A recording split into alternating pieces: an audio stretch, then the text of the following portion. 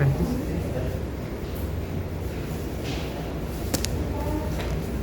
Galing ka sir. Presta lang po. Thank you. Okay na? Ayun po. Thank you. Ay, huwag pala. Saan ba? Saan ba talaga? Standby muna po sir, puno na po kayo sa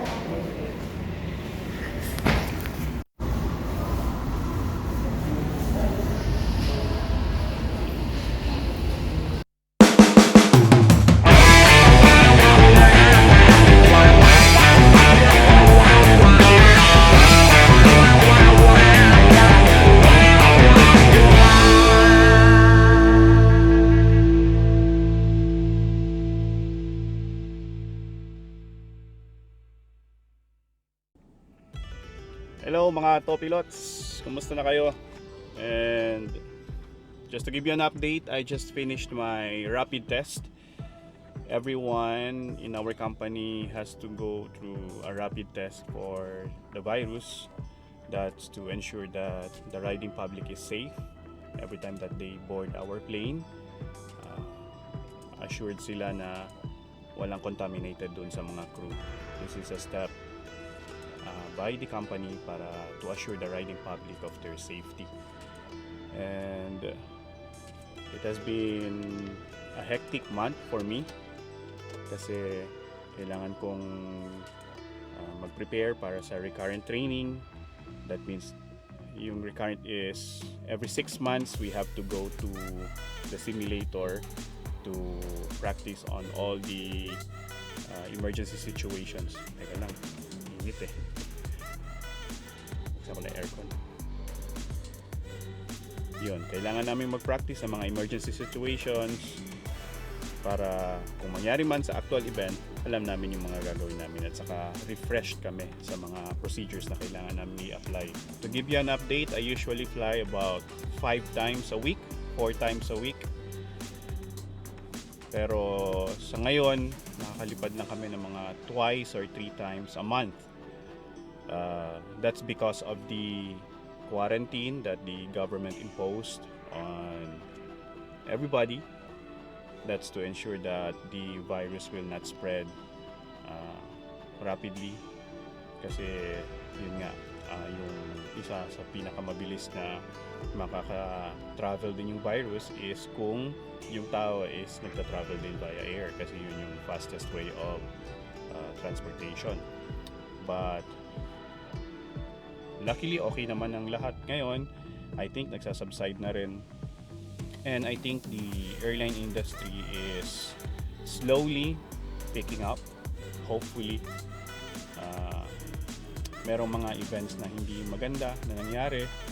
But for those of us who are still here flying, what we can do is to do our job and do our job properly, avoid any accidents or incidents so that we can help the company recover, so that we can help also our friends who lost their job to be able to come back. So yun yung pinaka okay sa, yun yung tingin kong pinaka pwede namin gawing tulong sa ngayon. Hopefully makarecover ang lahat and sure naman ako this is just temporary. I don't think this will last for a long time. Hopefully by next year okay na rin ulit lahat. So tiwala lang. So after 2 days, today I got tested and I was found to be negative on the virus. That's a good sign. So after 2 days, I will have my flight. I think they scheduled me going to Calibo. 2 days later. Hello again mga Topilots, and today we will have our flight. We are scheduled to fly to Calibo today. Just 2 legs, go to Calibo and then back to Manila. Hindi kami masyadong nakakalipad sa mga araw na to. That's because of the quarantine. And as you know, lahat ng mga airlines sa buong mundo nabawasan lahat ng lipad. And our company asked for volunteers to fly. Kasi nga dahil sa virus, iniiwasan na ma-infect lahat. And parang walang pilitan na lipad. So kung sino yung gusto mag-volunteer para lumipad, magsisignify. Pero in my case, tingin ko naman healthy ako, saka syempre kailangan natin kumita. Matagal na tayong konti lang yung lipad, nabawasan lahat ng kita natin. Kaya kung makikita niyo naman sa mga social media, daming nagsa-sideline, nagbebenta ng mga pagkain. Ako rin naman, may mga ginawa rin ako mga sideline para kasi mahirap kumita eh. So kailangan natin kumita, di naman tayo mayaman. So tara, I still have to drive going to the airport. Still have to do all the briefing. If you don't know what I'm talking about, you can watch my other videos, An Airline Pilot's Life. Makikita nyo kung paano namin ginawa yung paglipad, pag-prepare para sa lahat. Okay? So, see you later sa eroplano.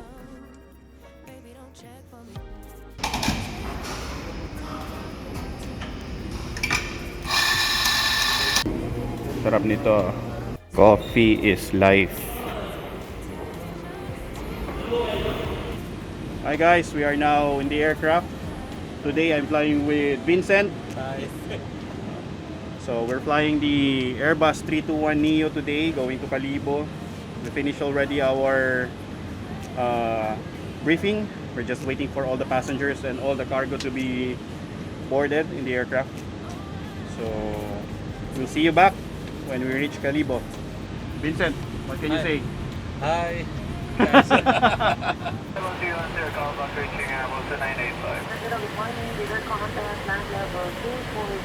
A few moments later.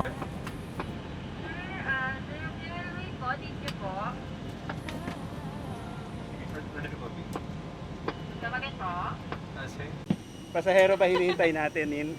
Yes. Yes, we are at Calibo. Ramboy, char. Oo nga no, Ramboys. And we're waiting for all the passengers to board the aircraft. While waiting, what are we doing? Just preparing. Preparing, but we're done already with all the preparations. I'm lucky that Vincent has been flying for the past weeks. Yeah. So we need to check each other. We don't get to fly a lot these days, so that's why we need to make sure that we cross-check each other on what we are doing. And there are a lot of people who are asking me about the air quality inside the aircraft. Just for your information, for all the passengers, the Airbus and almost all airliners have what we call HEPA filters, or the high efficiency particulate air filters. It makes sure that all particulates from 0.3 microns to 0.1 microns, that's very small, para dun sa mga hindi nakakaintindi, kaya niyang salain lahat ng mga viruses, bacteria, and high efficiency siya. So ang nakalagay dun sa manual na nabasa ko is it can filter 99.995% of all the viruses and bacteria, and it's being regularly maintained, replaced if it needs to be. So that's what we do, so to make sure that all the passengers have good air quality. Just a disclaimer, it's not a cure for those of you who think that it's going to be a cure, not. And you also need to follow all the protocols when it comes to social distancing inside the aircraft. Always wear your mask, and that's it. I'm happy that when I observe all the passengers, they were all following the instructions of the cabin crew regarding the protocols on social distancing. So see you again later in Manila. Here's Vincent. Okay, see you in Manila. Bye. So we are going to depart Calibo, and we were given a clearance of SID, meaning Standard Instrument Departure. Yun po yung parang highway namin. Doon na kami dadaan para safe lahat tayo. Pag lumipad tayo, meron tayong dinadaanan na isipin nyo po parang highway. sa pag-alis namin dito sa Kalibo, and we were given Minor 2 Papa, which is an Arna departure. To give you an idea, this is Minor 2 Papa. So that means ito po yung dadaanan namin sa yan. Diyan kami dadaan dito papuntang Minor. Yan po yung waypoint. So sinasabi dyan, we must be at 8,000 feet and above when we pass Minor. A few moments later. Okay, we are back in Manila. Vincent, Hi, we are back in Manila. back in Welcome Manila. to Manila. Yes, welcome back to Manila. Ganon-ganon lang. Vincent, what can you say? It was a nice flight with Captain JC. Yeah, I hope we'll fly with you again. if we need to. Yeah, we will fly again. Yeah, sir. Thank you. Anong masasabi nyo? It's a privilege naman.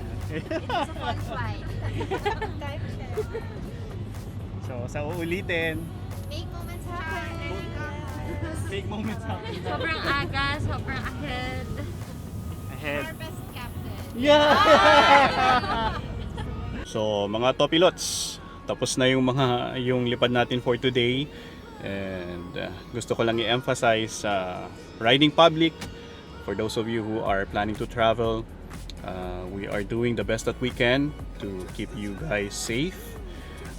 Make sure that we are also healthy on bringing you to your destinations. So before we go inside the aircraft, we are